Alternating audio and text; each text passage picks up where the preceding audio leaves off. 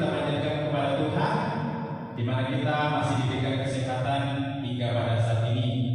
Kita mengikuti kebaktian pada pagi hari ini, walaupun ya kita masih tetap berada di rumah karena situasi yang masih tidak memungkinkan untuk berkumpul.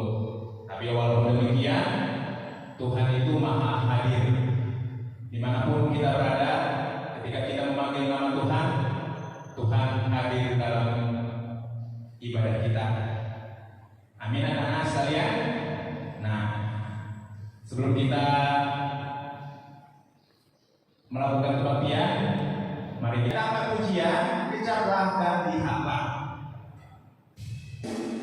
Mari kita nyanyikan dengan sukacita.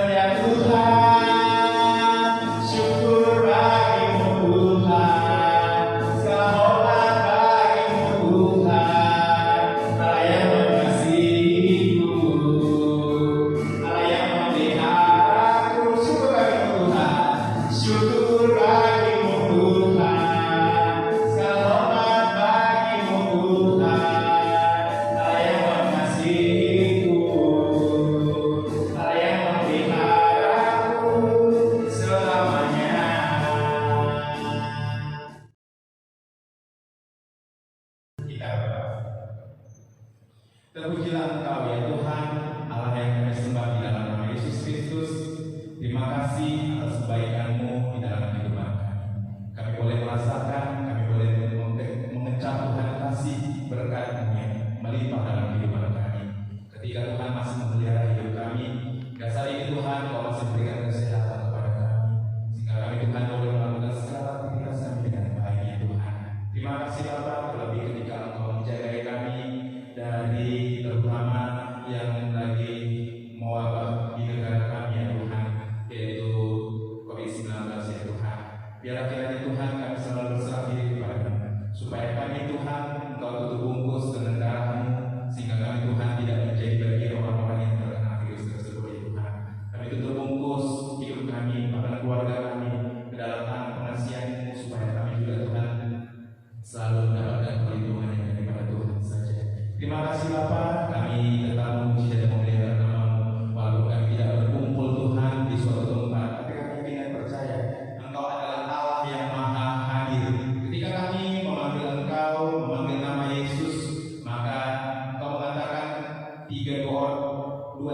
memanggil namamu, Engkau hadir di tengah-tengah ibadah ini. Maka oleh karena itu Tuhan, kami bersekutu memanggil Engkau dan kami yakin dan percaya Engkau hadir Tuhan di rumah kami masing-masing dan di hati kami masing-masing untuk memuji dan memelihara namamu. Kami serahkan waktu ini ke dalam tangan kasih Tuhan. Biarlah kiranya Engkau memberikan sukacita kepada kami ketika kami menyaksikan kebaktian ini melalui alat komunikasi kami masing-masing di rumah ya Tuhan, sehingga kami merasakan sukacita dan damai sejahtera ya Tuhan yang daripada Tuhan saja. Sucikan dan kuduskan kami dari segala dosa kami ya Tuhan, supaya kami boleh layak dan berkenan di hadapan-Mu. Kami mau menyerahkan juga Tuhan hamba-Mu nanti yang mau menyampaikan firman Tuhan. Biarlah kiranya Tuhan Kau mengurapi hamba-Mu supaya dia boleh menyampaikan firman Tuhan dengan baik kepada kami, dan firman Tuhan yang kami dengar pada pagi hari ini masukkanlah Tuhan di dalam hati kami, supaya kami boleh mengingat dan melakukannya di dalam kehidupan kami, sehingga kami menjadi anak-anak Tuhan yang dapat melakukan firman-Mu, sehingga kami menjadi orang-orang yang Engkau cintai ya Tuhan. Terima kasih Bapa, terpujilah namamu. Kami mau mendengarkan firman Tuhan. Biarlah kiranya Roh Kudus Tuhan hadir di dalam kehidupan kami. Di dalam nama Yesus Kristus kami berdoa dan mengucapkan puji dan syukur. Haleluya. Amin. Kita akan mau mendengarkan firman Tuhan. Nah, lagu yang Bapak menyanyikan, kita nyanyikan sama-sama di sini adalah bagaimana kita tetap setia kepada Tuhan apapun yang terjadi, ya. Walaupun sekarang ini masih, ya kita tahu sama-sama masih terkena wabah, tapi kita sebagai anak-anak Tuhan kita harus tetap setia kepada Tuhan sampai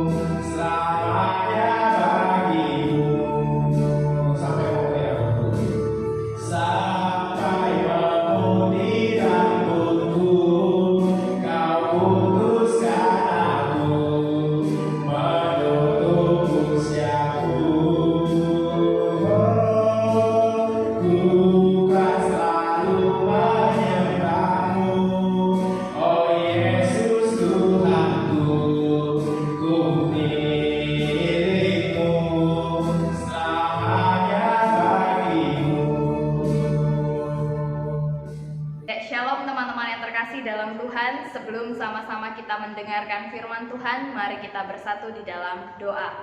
Tuhan Yesus, terima kasih kami masih diberikan kesempatan untuk memulai tahun ajaran baru ini dengan merenungkan kebenaran firman-Mu. Tuhan, di dalam keterbatasan kami, kiranya Tuhan yang terus memberikan kepada kami kekuatan dan sukacita, berikan juga kepada kami hati yang mau bertanggung jawab untuk mengikuti setiap pembelajaran online, ibadah online, bahkan setiap kegiatan online yang akan kami laksanakan ke depannya. Tuhan, Engkau yang menolong setiap anak-anak-Mu. Tuhan juga Engkau yang memberikan selalu kepada mereka kesehatan. Di dalam nama Tuhan Yesus kami berdoa, amin. Ya, senang sekali kita boleh bersama-sama bersekutu di dalam Tuhan walaupun secara online. Nah teman-teman, akhir-akhir ini segala kegiatan yang kita lakukan itu memang kita lakukan secara online dikarenakan pandemi COVID-19 ini. Nah, kalau kita sampai di dalam pembelajaran online, ibadah online, bahkan kegiatan Boys Brigade pun diadakan secara online, tentu ada beberapa respon dari kalian semua. Ada yang tentunya semangat untuk ikut kegiatan online, tetapi tentu ada juga yang merasa, aduh males deh, aduh rasanya nggak enak, aduh rasanya tuh nggak nyaman kalau kegiatan online. Lebih enak tuh tatap muka langsung, belajar lebih enak tatap muka, ibadah lebih enak tatap muka, pelayanan juga lebih enak tatap muka. Akibatnya, karena kita berpikir demikian, kita jadi merasa males atau kita merasa nggak nyaman untuk ikut segala kegiatan online. Di sana, di tempat saya melayani, tentu ada juga banyak sekali respon dari anak pemuda, remaja ketika diharuskan belajar, kuliah online atau ibadah online. Ada yang bilang, aduh contoh nggak asik banget, nggak seru, saya pengennya tuh ketemu langsung. Aduh belajar online ini makin susah, aduh ibadah online ini nggak kerasa, rasanya tuh nggak pas, nggak enak, nggak nyaman. Tentu mungkin dari teman-teman juga ada yang ngerasa, hah Boys Brigade online, hah saya harus pelayanan online, hah saya harus belajar online, atau aduh saya harus ikut sekolah online, rasanya males, rasanya nggak nyaman. Akhirnya kita pun ikut kegiatan online hanya sebagai pencitraan aja. Kita nggak punya kesungguhan, kita nggak punya keseriusan di dalam menjalani segala kegiatan yang berlangsung secara online. Nah teman-teman yang terkasih dalam Tuhan, kalau belajar online kita males ya. Kalau Boys Brigade online kadang kita ngerasa itu sulit. Kalau pelayanan online kadang kita ngerasa nggak enak. Kenapa? Masalahnya adalah karena kita kurang suka. Tapi coba bayangkan kalau main game online, siapa yang suka? Semua suka. Lihat media sosial itu juga online. Ayo, siapa yang suka? Kita tidak pernah dipaksa, kita tidak pernah diharuskan, tetapi kita suka. Padahal itu adalah sesuatu yang sebetulnya bukan prioritas di dalam hidup kita. Nonton YouTuber di YouTube, kita nggak pernah ngerasa keberatan, kita nggak pernah ngerasa itu sesuatu yang tidak enak, tidak asik. Segala sesuatu kegiatan online yang kita suka, kita tidak akan pernah merasa males, kita tidak akan pernah merasa itu nggak enak atau nggak nyaman. Nah teman-teman yang terkasih dalam Tuhan, inilah fakta di dalam dunia kita saat ini. Giliran disuruh ibadah online komplain, giliran disuruh belajar online komplain, giliran disuruh pelayanan online menolak, tidak mau. Tetapi giliran main game, giliran buka media sosial, giliran apalagi stalker doi, secara online kita dengan senang, kita dengan sukacita melakukannya. Bahkan kita rela berjam-jam di depan handphone, di depan laptop, hanya untuk melakukan kegiatan online yang kita suka. Nah maka dari itu hari ini kita mau belajar dari satu firman Tuhan, yaitu di dalam 1 Korintus 15 ayat 58b. Saya akan membacakannya untuk kita semua. Giatlah selalu dalam pekerjaan Tuhan, sebab kamu tahu bahwa dalam persekutuan dengan Tuhan, jerih payahmu tidak sia-sia. Nah, teman-teman, di sini Paulus berpesan kepada jemaat di Korintus, giatlah selalu di dalam pekerjaan Tuhan. Giatlah selalu itu artinya apa? Teman-teman lihat ada kata selalu. Itu artinya tidak terbatas kondisi, tidak dibatasi oleh waktu, tidak dibatasi oleh situasi. Giatlah selalu di dalam pekerjaan Tuhan. Mau itu waktunya baik atau tidak baik, giatlah selalu di dalam pekerjaan Tuhan. Mau itu waktunya enak atau enggak enak, giatlah selalu dalam pekerjaan Tuhan. Mau kamu suka atau enggak suka, ingat, giatlah selalu di dalam pekerjaan Tuhan.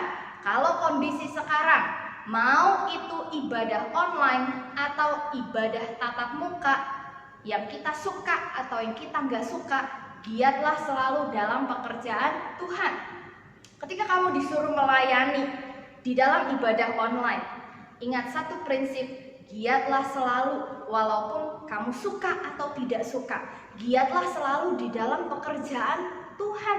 Banyak orang giat tetapi tidak di dalam pekerjaan Tuhan.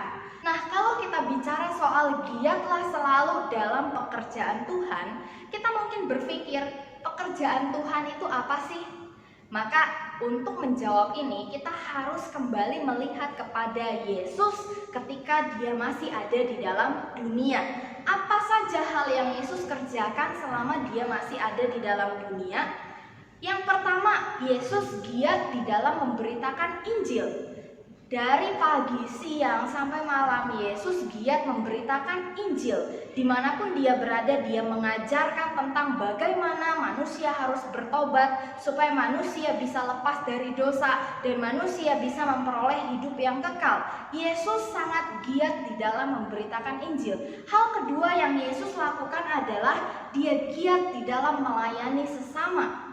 Kita lihat bagaimana Yesus ketika dia melihat orang lumpuh, dia melayani dengan cara menyembuhkannya. Ketika Yesus ada di bait Allah, dia melayani dengan memberitakan firman Tuhan. Yesus adalah pribadi yang sangat giat di dalam melayani. Lalu juga Yesus adalah pribadi yang sangat giat di dalam bersaksi. Dimanapun dia berada, dia bersaksi tentang bagaimana kerajaan sorga. Dia bersaksi bagaimana manusia harus bertobat sebab kerajaan Allah sudah dekat. Nah, teman-teman, hal-hal yang dikerjakan oleh Yesus itulah juga yang harus kita kerjakan di masa kini. Kita semua ada di era yang modern, tetapi pekerjaan Tuhan juga dapat kita lakukan di era yang modern ini.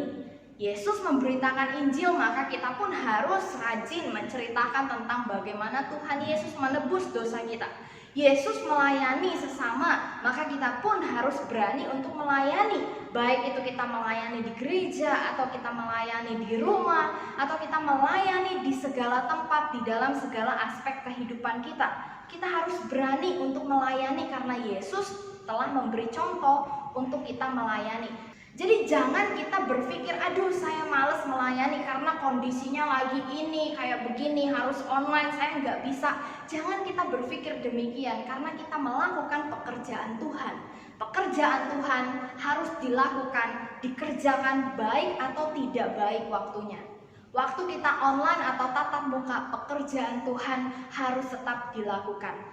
Tanggung jawabmu sebagai anak Tuhan juga melayani, mengikuti segala ibadah yang berlangsung, mengikuti segala kegiatan sekolah dengan penuh tanggung jawab, itu juga harus terus-menerus dilakukan. Nah, teman-teman yang terkasih dalam Tuhan, mengapa kita harus bergiat di dalam Tuhan?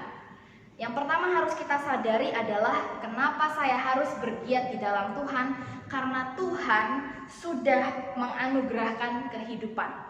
Teman-teman, banyak anak muda di zaman sekarang tidak tahu arti hidupnya, tidak tahu apa yang harus dikerjakan di dalam kehidupannya, sehingga mereka menyia-nyiakan hidupnya seolah-olah hidup hanya untuk kesenangan mereka secara pribadi, seolah-olah hidup hanya untuk memuaskan diri mereka secara pribadi.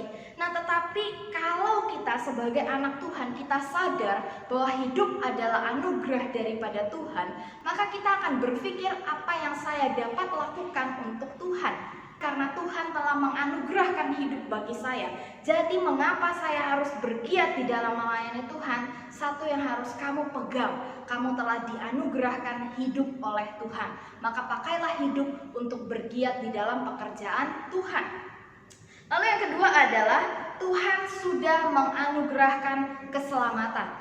Kamu pribadi yang menerima anugerah Tuhan, kamu pribadi yang diberikan anugerah Tuhan, pengampunan dosa secara cuma-cuma, maka untuk membalas, sebetulnya kalau di dalam konsep kekristenan kita tidak pernah bisa membalas kasih Tuhan, tetapi kita dapat menggunakan hidup kita, menggunakan diri kita untuk melayani Tuhan. Ketika Tuhan menganugerahkan keselamatan bagi kita, kita menerima apa yang kita tidak layak untuk terima. Di situ ada rasa terima kasih yang meluap dari dalam diri kita, sehingga kita terus-menerus berpikir, apa yang bisa saya lakukan, apa yang bisa saya kerjakan untuk Tuhan. Jadi kenapa saya harus bergiat di dalam Tuhan? Karena kamu adalah orang yang telah menerima anugerah daripada Tuhan. Lalu yang ketiga, kamu harus bergiat di dalam Tuhan karena jerih payahmu di dalam Tuhan tidak akan sia-sia.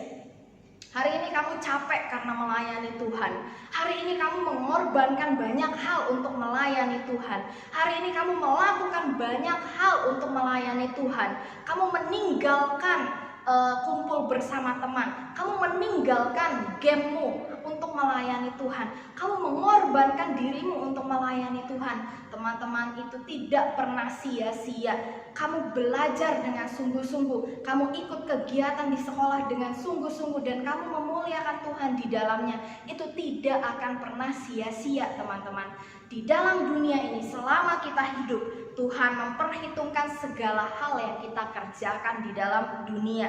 Di dalam dunia jangan kamu pikir Tuhan tidak melihat segala hal yang kamu kerjakan, yang kamu korbankan. Tuhan melihat semuanya dan Tuhan memperhitungkan itu. Jadi kenapa saya harus bergiat di dalam Tuhan? Karena Tuhan tidak pernah menyia-nyiakan apa yang telah saya kerjakan. Akan ada upah yang kita peroleh dari segala hal yang kita kerjakan. Nah teman-teman, di dalam Tuhan banyak anak muda di zaman sekarang tidak bergiat di dalam Tuhan. Mereka giat dalam hal yang lain, mereka rajin dalam hal yang lain, mereka rajin di dalam main game, mereka begitu giat untuk menaikkan rank, mereka begitu giat untuk mengejar level yang terus naik. Bahkan juga ada anak-anak muda, anak-anak remaja yang begitu giat untuk update webtoon apa yang lagi hits sekarang. Webtoon sampai ratusan lembar pun saya dengan giat membacanya, saya suka ya. Lalu ada juga anak-anak muda, anak-anak remaja yang giat sekali menonton drama Korea. Drama Korea 1 episode 1 jam, ada 36 episode misalnya. Kamu rela menghabiskan waktumu untuk nonton drama Korea sampai begadang, sampai gak tidur. Lalu juga ada anak-anak muda yang waktunya habis untuk bikin TikTok. Kalau bikin TikTok ya jangan diganggu. Ya bisa 1 jam, 2 jam baru jadi 1 video TikTok. Lalu kamu upload, kamu bertekun dalam hal-hal yang seperti itu. Kamu giat sekali dalam hal-hal yang seperti itu. Lalu ada juga anak-anak muda yang sangat giat di media sosial. Ada yang jadi vlogger, ada yang jadi selebgram. Ada begitu banyak anak muda yang giat di dalam melakukan hal-hal yang tadi saya sebutkan. Tetapi yang perlu kita ingat adalah itu bukan tujuan hidup kita. Tujuan hidup kita bukan untuk giat di dalam hal-hal yang demikian. Tujuan hidup kita adalah kita bergiat di dalam pekerjaan Tuhan, karena Tuhan memperhitungkan segalanya. Nah teman-teman yang terkasih dalam Tuhan, kiranya tahun ajaran baru kita mempunyai semangat yang baru untuk lebih giat lagi di dalam pekerjaan Tuhan, untuk lebih giat lagi menyenangkan hati Tuhan, dan lebih giat lagi di dalam memuliakan Tuhan melalui hidup kita. Apapun kewajiban yang harus kita lakukan secara online, lakukanlah itu dengan giat dan lakukanlah itu dengan cara yang memuliakan Tuhan. Kita berdoa. Bapa di dalam surga, terima kasih jika kami diberikan kesempatan untuk boleh hidup. Tuhan, ajar kami untuk boleh bergiat selalu di dalam segala kegiatan kami, seperti kami melakukannya untuk Tuhan. Kami harus belajar online, kami harus kegiatan Boys Brigade secara online, kami harus juga ibadah secara online, tetapi biarlah kami boleh melakukannya dengan giat karena kami rindu menyenangkan hati Tuhan. Kami juga rindu melakukan pelayanan demi pekerjaan-Mu ya Bapa. Terima kasih Tuhan Yesus, di dalam nama Tuhan Yesus kami berdoa. Amin.